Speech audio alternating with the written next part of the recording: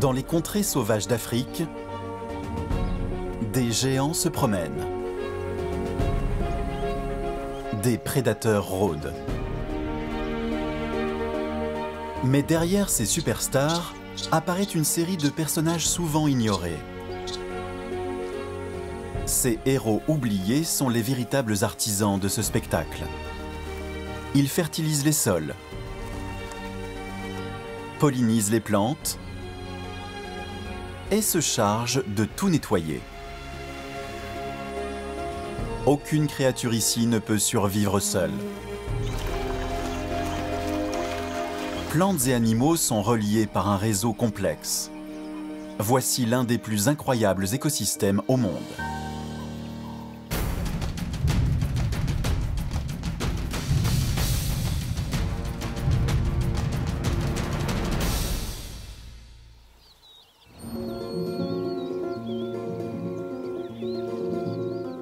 En Zambie, au cœur de l'Afrique tropicale, se situe la vallée de la Luangwa, l'une des régions sauvages les plus reculées du continent.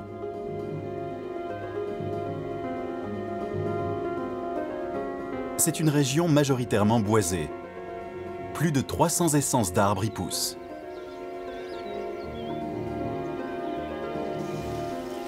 Pour le plus grand mammifère de la vallée, c'est beaucoup de nourriture et il en a besoin.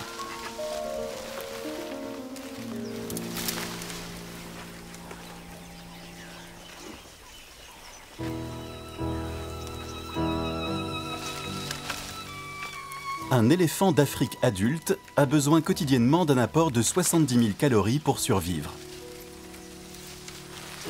Un mâle de 5 tonnes ingurgite 270 kg de verdure en 24 heures. Les éléphants ne sont pas des ruminants. La nourriture parcourt 18 mètres d'intestin en seulement 12 heures et moins de la moitié de ce qu'ils mangent est digéré.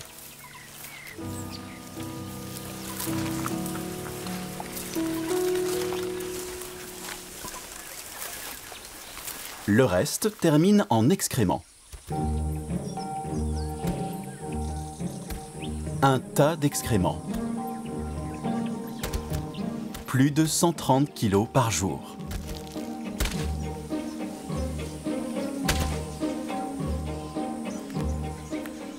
Ce qui, pour les éléphants, n'est que déchets, pour bon nombre d'animaux, c'est un trésor.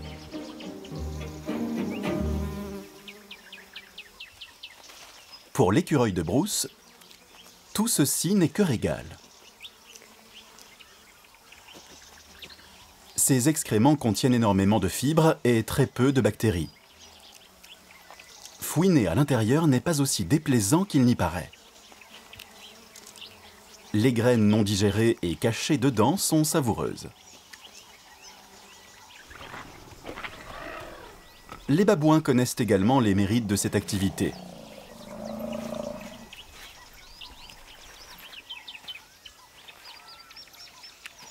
Même les excréments plus très frais ont un intérêt. S'y cachent peut-être de juteux insectes.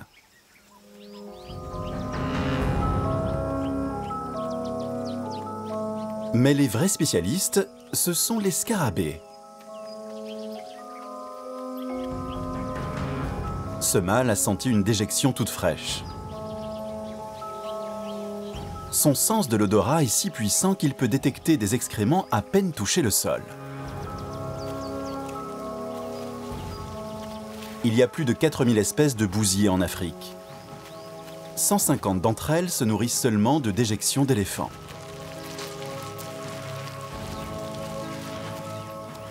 Il ne va pas la manger immédiatement. Il prend son plat à emporter.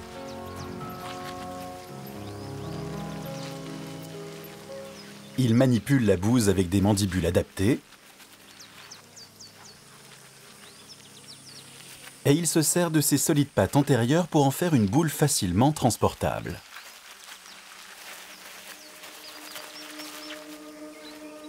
C'est comme un repas sur roue.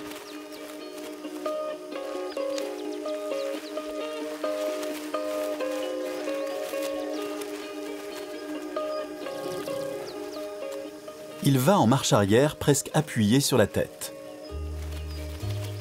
Des crochets sur ses pattes arrière lui permettent d'agripper la boule et d'aller en ligne droite.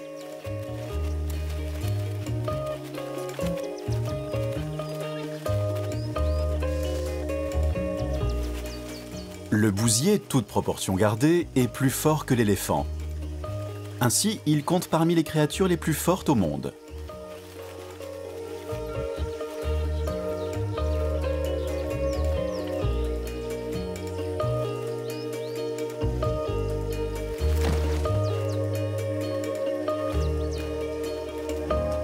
Le bousier peut pousser 40 fois son propre poids sur une distance de 70 mètres.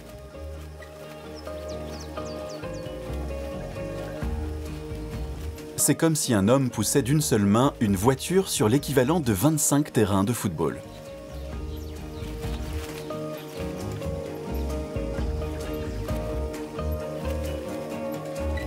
Il va enterrer sa boule et la mangera plus tard. Ou, s'il est chanceux, une femelle y viendra pondre ses œufs.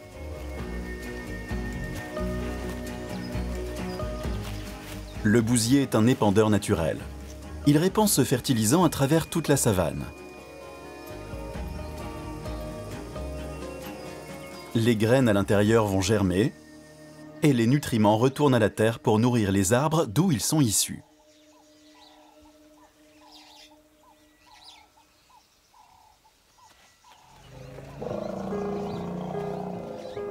L'éléphant et le bousier ne sont pas les seuls à jouer un rôle dans la croissance des arbres dans la vallée. Le babouin passe 2/3 de la journée à fouiner. Il mange presque tout ce qui lui tombe sous la main et il en met partout.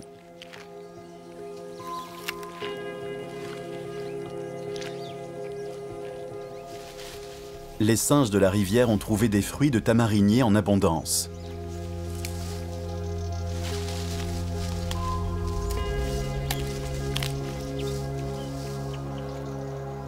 Ils renferment de la pulpe et des graines. Mais les gousses peuvent être difficiles à briser.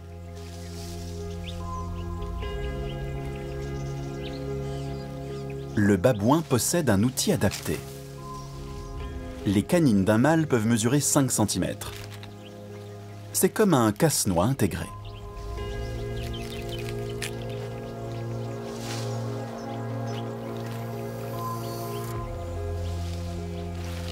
Il est temps de partir.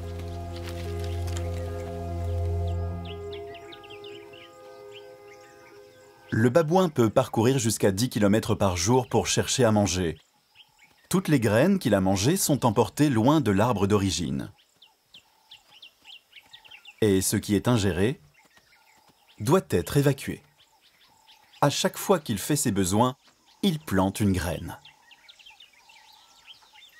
Pour le babouin, la termitière sert souvent de poste d'observation. Toute graine déposée là pourra y germer.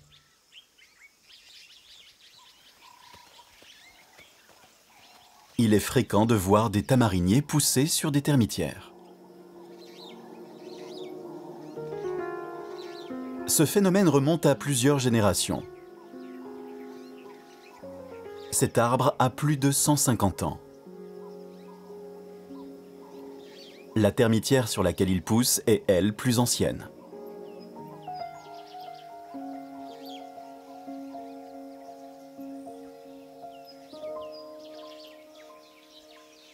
Cela fait des siècles que les babouins plantent par inadvertance des tamariniers dans la vallée.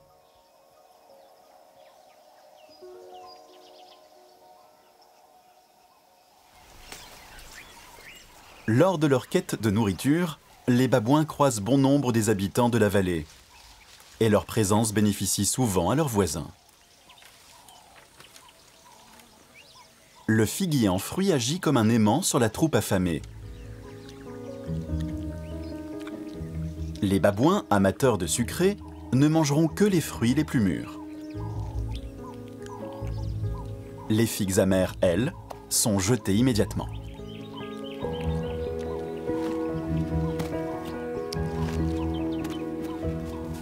Le fait qu'elles soient abandonnées ne signifie pas qu'elles sont perdues. L'éléphant, par ses déjections, nourrit le babouin. Ce dernier lui retourne la faveur avec ses fruits trop verts.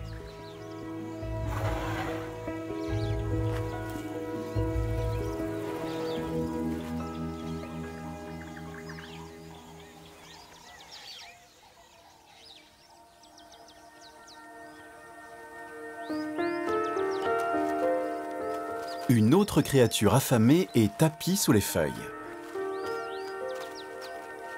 Un criquet.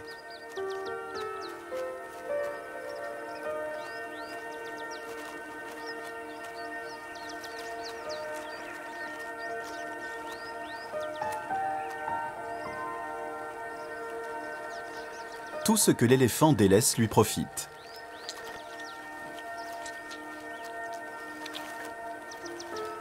Ses énormes mandibules lui permettent de découper fruits et chair en décomposition.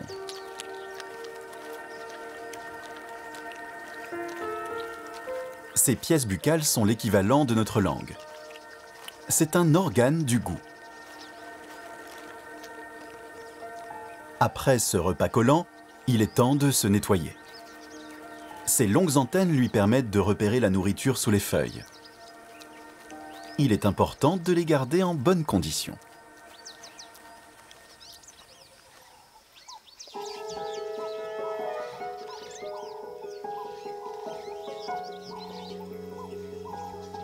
D'autres animaux profitent de la façon de manger des babouins. Les gousses de Féderbia font le régal de toute la troupe.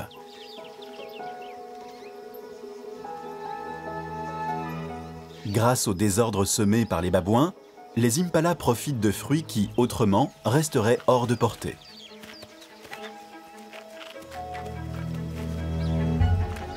Ce n'est pas par générosité, mais par inadvertance.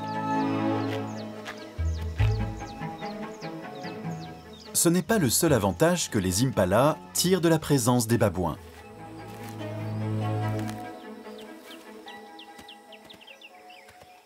Pour toute proie, cette vallée est un lieu dangereux. Partout, des prédateurs sont en embuscade. L'impala se fie à ses sens pour rester en vie.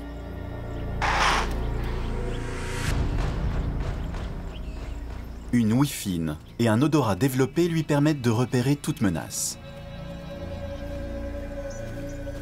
Dans le cas présent, une espèce de léopard appelée Camouti.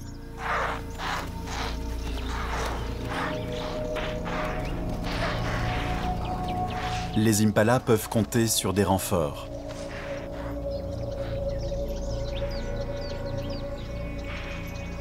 Les babouins ont une bonne vue. Du haut des arbres, ils sont souvent les premiers à repérer les prédateurs.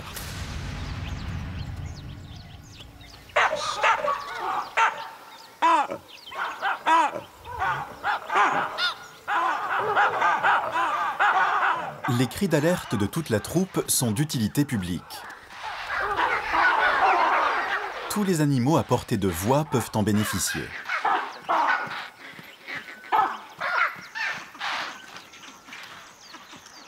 Un autre primate de la vallée a amélioré ce système de communication.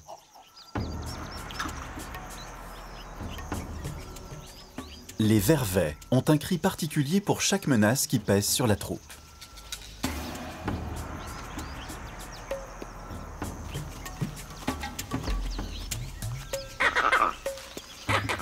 Ce cri est pour le léopard. Les autres vervets savent immédiatement qu'un prédateur rampe dans les hautes herbes. Ils grimpent d'urgence dans les arbres. Un cri plus court, plus bref, annonce un aigle.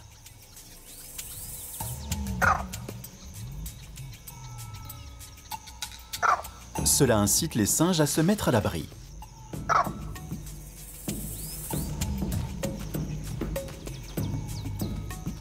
Un autre cri est dédié au serpent.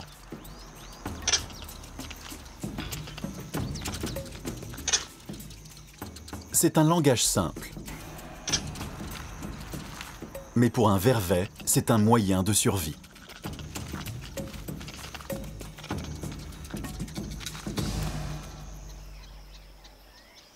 Les véritables lanceurs d'alerte sont les écureuils.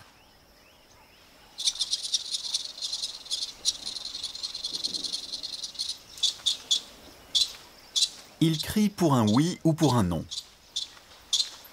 Un autre camouti a été repéré.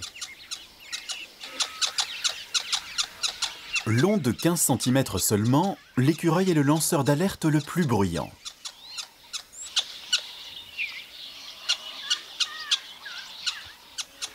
Son cri peut réveiller un léopard assoupi dans un arbre.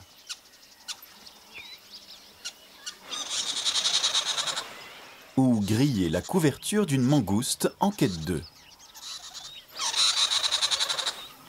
Une fois leur cri lancé, tout le monde est sur le qui-vive et les prédateurs n'ont plus qu'à renoncer. Le camouti n'a désormais plus aucune chance.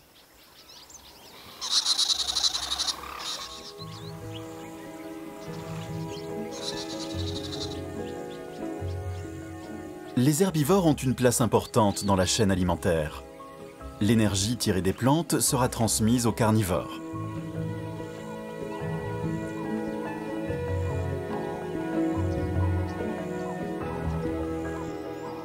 L'énergie est issue du soleil.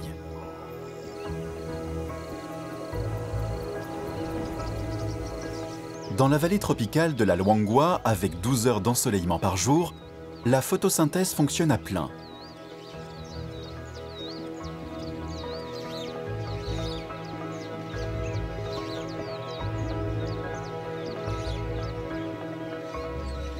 Afin de perpétuer le cycle, les plantes doivent se reproduire. N'étant pas mobiles, les plantes comme ce jasmin sauvage ont besoin d'aide pour le transfert du pollen de la partie mâle à la partie femelle de la fleur. Tout comme celle du jasmin, ces fleurs d'aubépine apparaissent à la saison sèche. Les insectes pollinisateurs viennent de loin pour y butiner.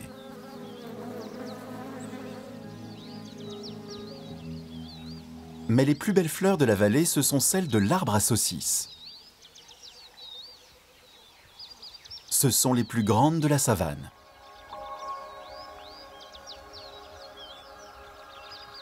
Des tiges longues de 50 cm, supportant chacune un groupe de fleurs de 10 cm.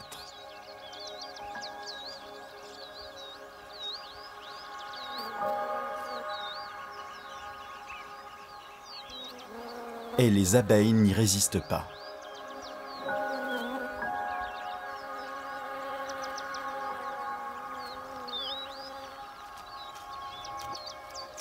Au fond de chaque trompe se trouve un peu de nectar,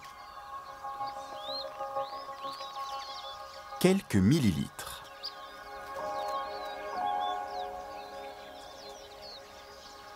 Chaque fois qu'une abeille se rend d'une fleur à l'autre, elle transporte avec elle un précieux pollen qui fertilisera la plante qu'elle visite.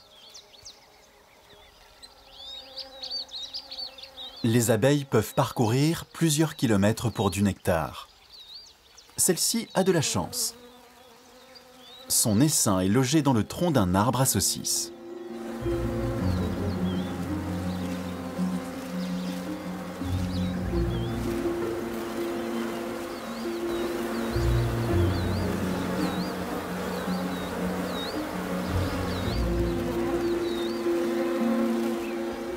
Une colonie peut compter des dizaines de milliers d'abeilles, en majorité des femelles ouvrières.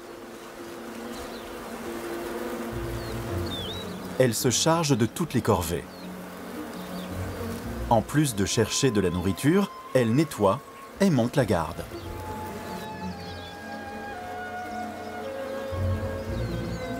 Habiter dans un arbre à saucisses présente des avantages. Mais cela comporte aussi des risques.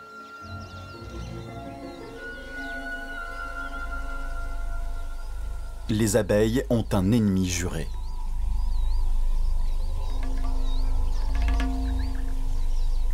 Caché parmi les tiges, un prédateur. Une menthe religieuse.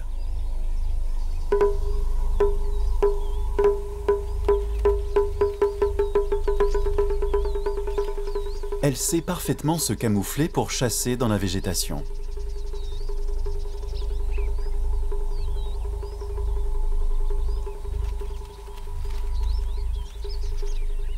Ces énormes yeux composés comptent chacun 10 000 photorécepteurs appelés omatidie.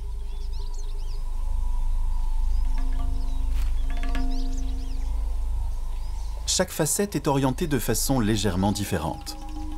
La mante possède donc un large champ de vision jusqu'à 360 degrés. C'est un peu comme avoir des yeux derrière la tête.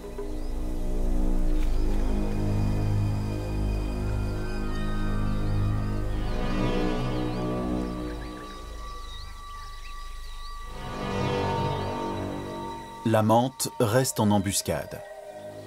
Ce sont les léopards du monde des insectes. L'abeille ne l'a pas du tout remarqué.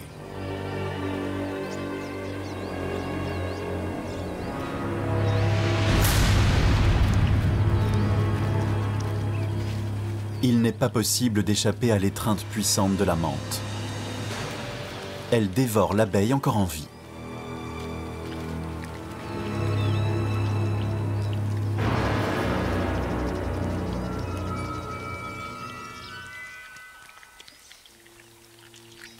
Des prédateurs repus et heureux, petits ou grands, témoignent d'un écosystème fonctionnel. Le super prédateur de la vallée de la Luangwa est le lion. Les lions régulent les populations de proies et préservent la biodiversité. Certains animaux profitent de façon étonnante de ces grands félins. A priori, un lion et un papillon n'ont rien en commun, mais leurs quotidiens sont liés.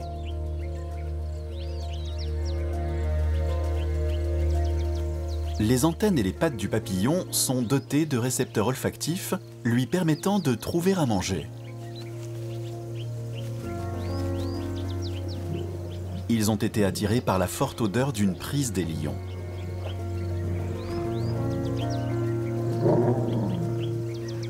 Les lions entament la carcasse à l'endroit le plus tendre, le ventre pour la plupart du temps. L'estomac est rempli d'herbes partiellement digérées. Un régal pour un papillon affamé. Ils se nourrissent de tout ce qui leur procure minéraux et humidité. Un festin offert par les lions. Même les abeilles acceptent de butiner de frais excréments par une chaude journée. Ces insectes aident à nettoyer les restes. Ils font partie d'une immense équipe chargée des déchets.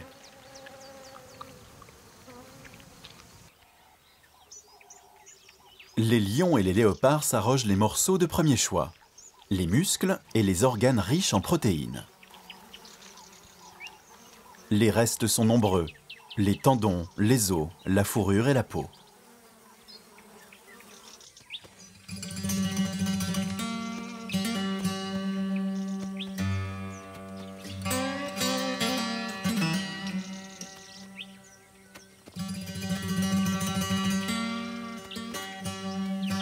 Les hyènes tachetées sont elles aussi d'habiles prédatrices.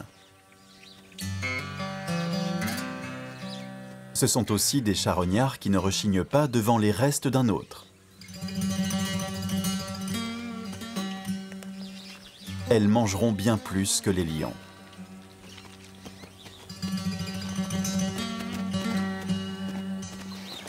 Ce sont de vraies poubelles de table, des éboueurs très efficaces.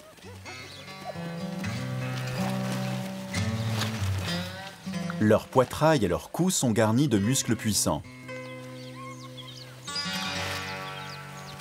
Leur mâchoire est robuste, un crâne en forme de dôme, d'énormes prémolaires leur permettent de broyer les os. La pression exercée par leur mâchoire est supérieure de 40% à celle du léopard. Non seulement elles broient les os, mais elles les avalent et les digèrent. Leur estomac est rempli d'acide chlorhydrique concentré, suffisamment puissant pour dissoudre tout ce qui y pénètre. Sabots, poils, dents et os.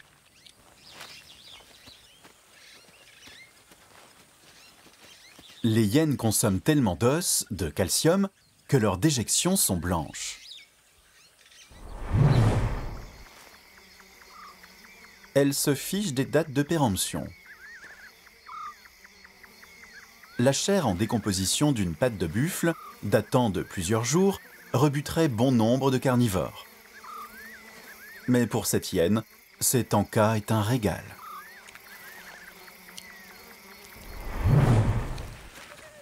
Chose étonnante, la concurrence est rude autour de ces carcasses. Les vautours jouent eux aussi un rôle important dans le service de traitement des déchets. Ils ont un certain talent pour repérer une carcasse dans la savane.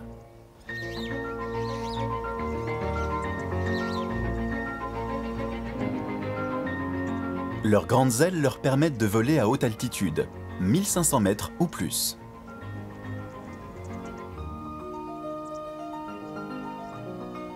Le centre de leur champ de vision est agrandi. Ils possèdent donc une vue perçante. Ils peuvent repérer un futur repas à 1500 mètres d'altitude. Ils repèrent aussi les autres vautours en train de voler. Dès que l'un d'eux plonge sur une carcasse, les autres suivent de près.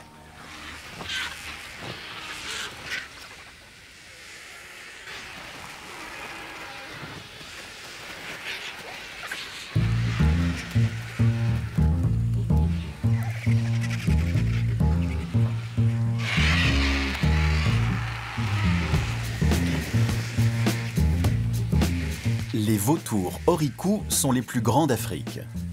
Leur envergure dépasse les 3 mètres. Grands et belliqueux habituellement, ils dominent. Mais cette fois, ils sont dépassés.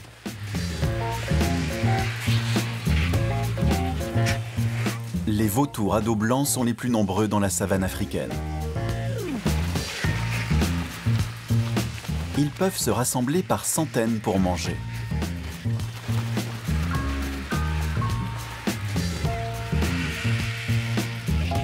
Même les hyènes doivent renoncer à leur repas.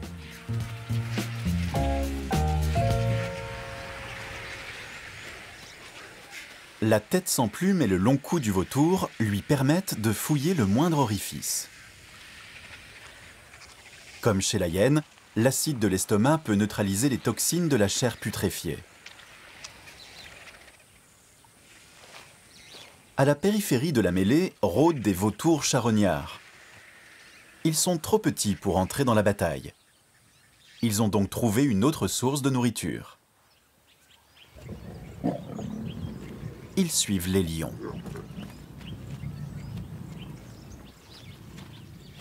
Chaque fois que la troupe tient une proie, ces petits vautours sont prêts à ramasser la moindre des miettes.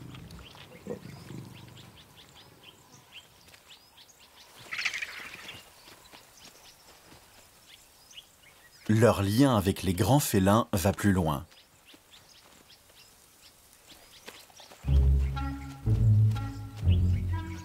Les vautours charognards ont intégré dans leur régime les déjections de lions. Elles ont apparemment quelque chose à offrir. Avec son alimentation de carnivores, ces excréments sont pleins de protéines. Le système digestif résistant du vautour lui permet d'exploiter cette ressource particulière.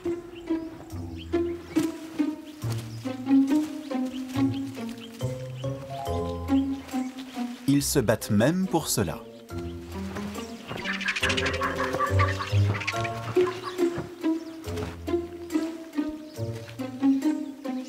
C'est une habitude gustative.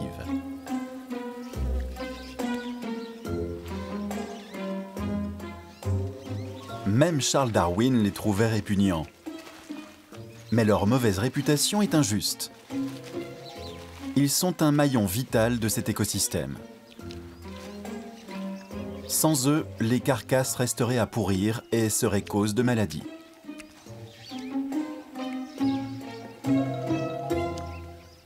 Le fait que le vautour charognard s'accommode de ce régime alimentaire particulier contribue à la biodiversité. Plus les animaux seront nombreux à diversifier leur régime, plus la vallée pourra accueillir différentes espèces. Les excréments sont également à la base de la chaîne alimentaire aquatique.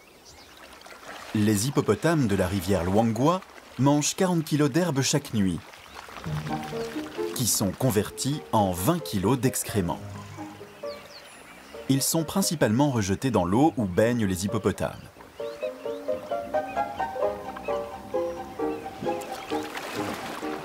La projection d'excréments est une façon de montrer sa domination ou d'exprimer ses humeurs. Chaque jour, la rivière charrie des tonnes de nutriments. Un régal pour les poissons.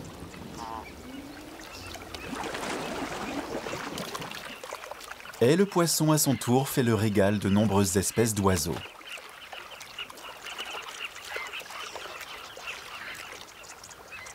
Habituellement, le chevalier aboyeur cherche des vers dans la vase. Mais son bec arqué vers le haut lui permet d'attraper de petits poissons.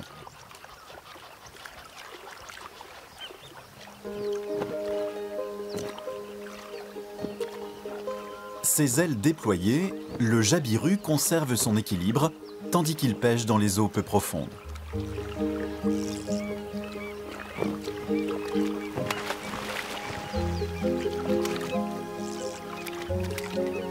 Il peut avaler un poisson long de 30 cm, pesant 1,5 kg.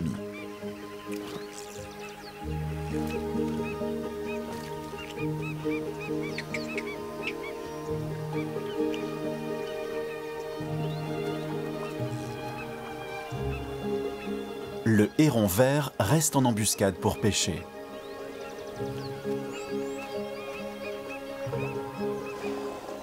Il est tapi sur la berge, prêt à bondir sur le premier poisson imprudent qui vient se nourrir à la surface.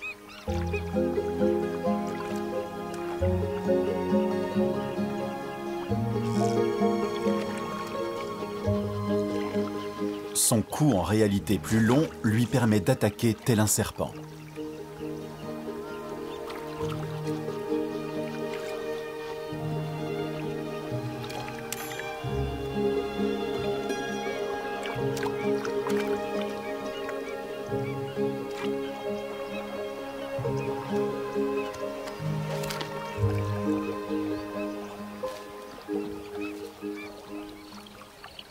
Les poissons de la rivière nourrissent aussi les plus grands prédateurs d'Afrique, les crocodiles du Nil. Les adultes longs de 6 mètres ont une centaine d'années. À la naissance, ils ne mesurent que 20 cm. Ils grandissent toute leur vie. Ils se nourrissent de poissons de plus en plus grands avant de s'attaquer à des mammifères.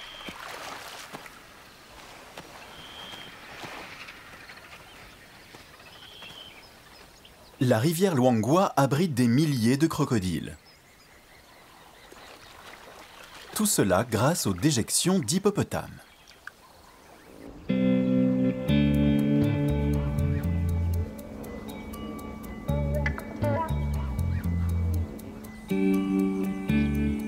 Dans les eaux calmes, comme ce lagon, les excréments nourrissent aussi les plantes.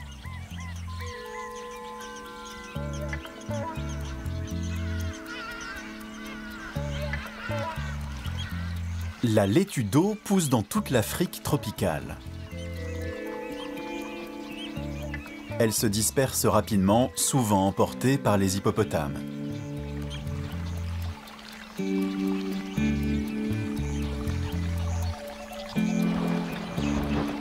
C'est un mets apprécié des habitants du lagon.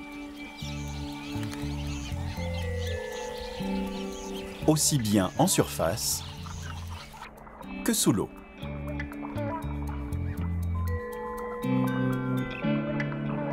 Les créatures qui se nourrissent des racines font le régal des oiseaux aquatiques.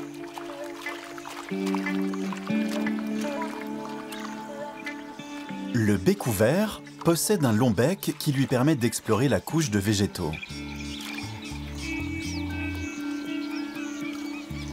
Il est doté de puissantes mandibules, telles des étaux qui sont idéales pour attraper du poisson et des escargots.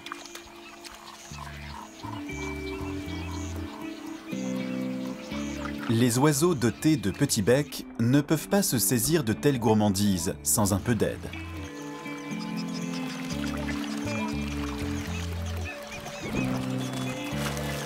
Les hippopotames jouent un rôle auprès des jacanas.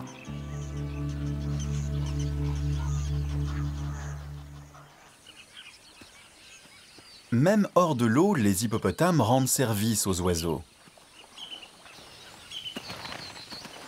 En se déplaçant, ces titans font s'envoler de minuscules insectes. Pour en profiter, au passage de ces géants, il faut être au niveau du sol.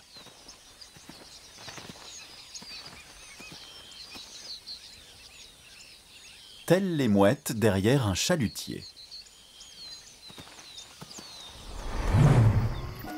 Cette relation se poursuit durant la nuit. Mais dans l'obscurité, ce sont les chauves-souris qui remplacent les oiseaux.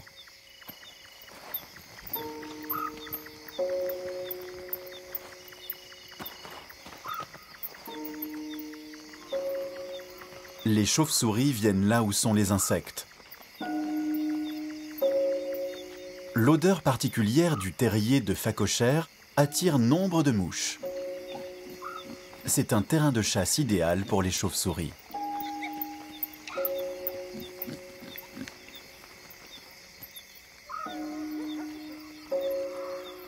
Mieux encore, une tanière de hyènes.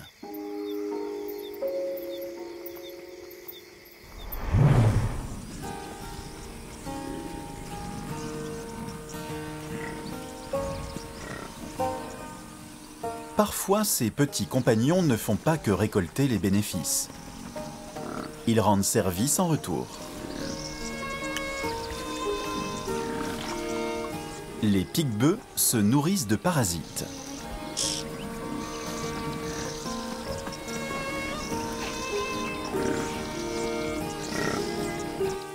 Ainsi, ils forment une espèce de brigade anti-nuisance.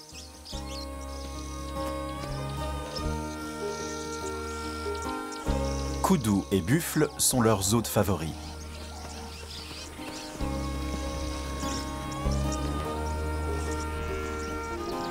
Ces deux espèces passent énormément de temps dans les fourrés, là où abondent les tiques.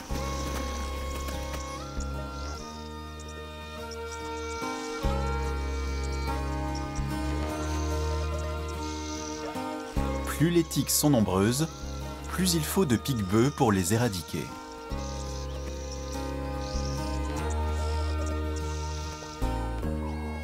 Les poucous se nourrissent exclusivement d'herbes.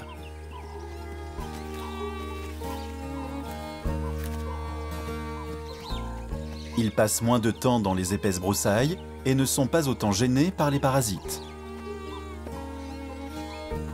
Ils n'intéressent donc pas les pique-bœufs.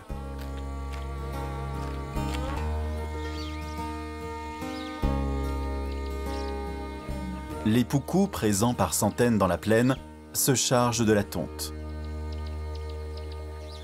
Ces immenses troupeaux d'herbivores ont un énorme impact sur le paysage.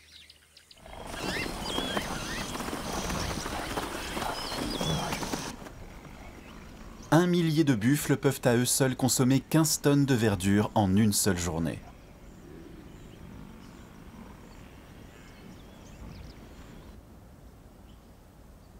Sous leurs sabots se cachent des créatures bien plus influentes.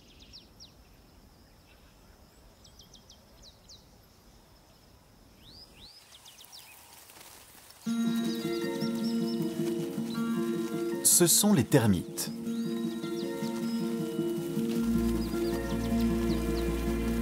Elles sont une multitude. Rassemblées, elles pèsent bien plus sur l'écosystème que tous les mammifères réunis. Elles se nourrissent d'herbes sèches. Elles suivent les traces de phéromones pour ramener le tout dans leur nid. Brin après brin, elles consomment plus d'herbe que l'antilope, le zèbre et le buffle. Tout comme les mammifères herbivores, elles aussi ont des prédateurs. Une araignée sauteuse. Elle est minuscule, moins de 10 mm de long. Mais c'est un redoutable chasseur. Ses énormes yeux tournés vers l'avant la dotent d'une vision binoculaire. Elle peut traquer sa proie comme le font les lions. Mais rapporté à sa taille, son saut est bien plus impressionnant que celui du fauve. Elle peut faire un bond de plusieurs fois sa propre longueur, départ arrêté.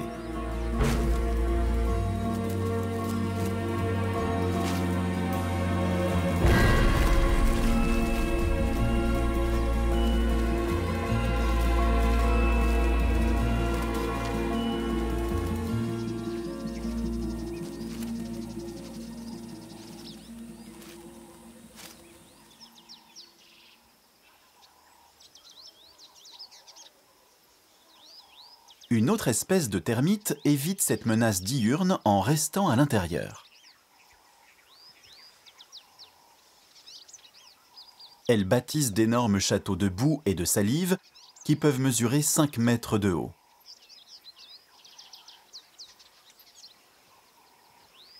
Un million d'individus peuvent y vivre.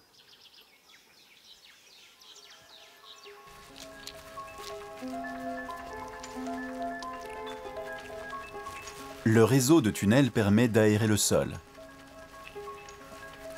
Elles aussi profitent du système de circulation des nutriments.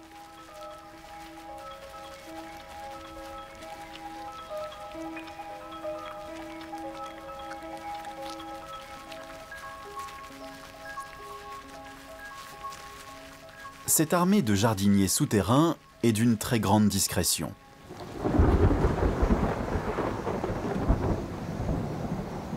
Jusqu'à ce moment. Après 6 mois de sécheresse, les premières pluies déclenchent une réaction extraordinaire chez les termites. Elles émergent par milliers et s'envolent.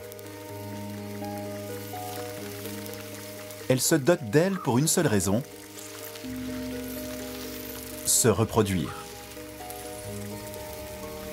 Dans toute la brousse, les termites émergent au même moment pour ce vol nuptial. C'est l'unique chance pour les colonies de se mélanger et de diversifier leur patrimoine génétique. Les couples se constituent avant de tomber au sol, où ils perdent leurs ailes.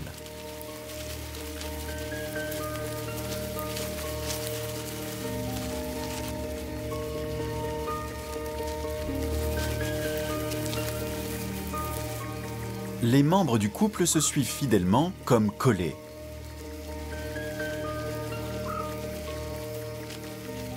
Les plus chanceux trouveront un coin douillet pour s'accoupler et créer une nouvelle colonie. Mais jusqu'à 90% de ces amants d'un soir périront dans la tentative. Cette stratégie semble extravagante, mais les termites misent sur le nombre. Plus il y a de participants, plus il y a de chances qu'un membre de la colonie perpétue son patrimoine génétique.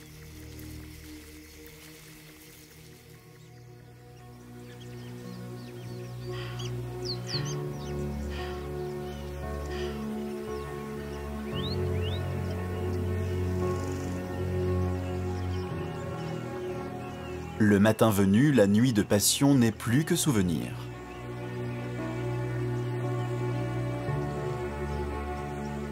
Mais même après leur mort, ces termites jouent un ultime rôle dans la brousse. Pour un vervet affamé, c'est un festin. Cette femelle remplit ses abajoues. Chaque termite compte près de 40% de protéines. Quelques poignées font un bon repas. Les termites sont de minuscules herbivores qui sont un maillon de la chaîne alimentaire aussi vital que le sont l'antilope et le buffle. l'énergie végétale devient viande.